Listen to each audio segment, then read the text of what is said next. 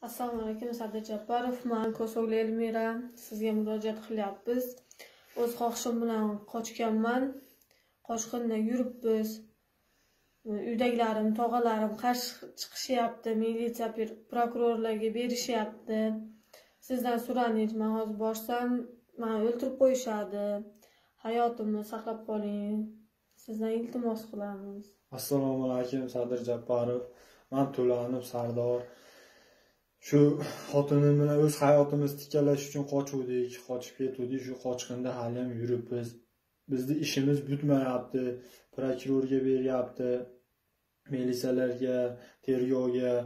Hech ishimiz bitmayapti. O'z xohishimiz bilan qochganmiz.